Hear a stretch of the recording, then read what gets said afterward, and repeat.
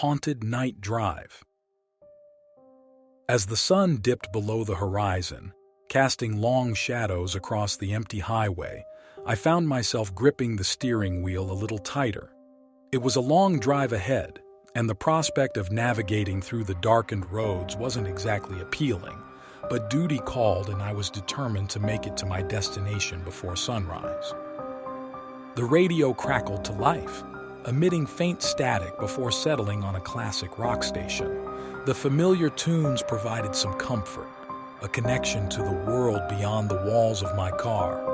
As I drove on, the night grew thicker, the darkness enveloping the road like a heavy shroud. Miles passed by in a blur, and my eyes grew heavy from the monotonous stretch of highway. That's when I saw her for the first time, a silhouette standing at the edge of the road. My heart leaped into my throat, and I instinctively swerved to avoid her, adrenaline coursing through my veins.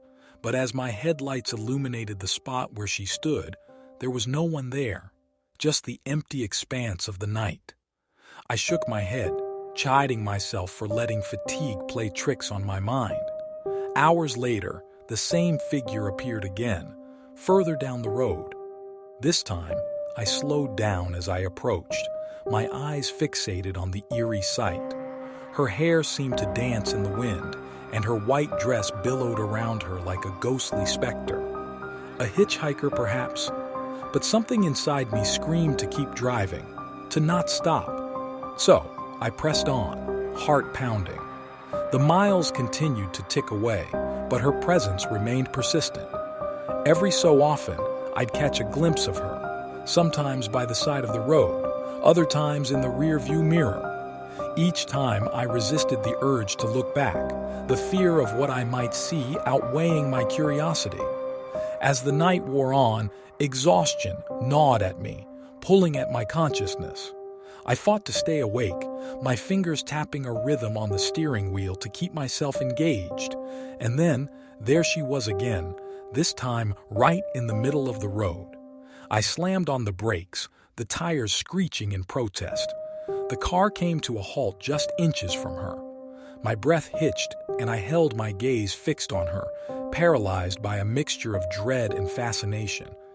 She turned toward me, her eyes locking onto mine.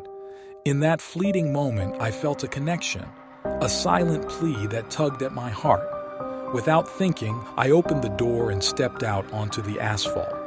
The night air was heavy with an otherworldly chill, sending shivers down my spine.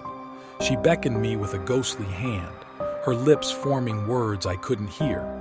As I took a step closer, a sudden gust of wind seemed to whisper caution in my ear. Reality slammed into me like a freight train. What was I doing? Was I about to walk into the unknown, lured by a phantom? My instincts screamed at me to retreat, to jump back into the safety of my car.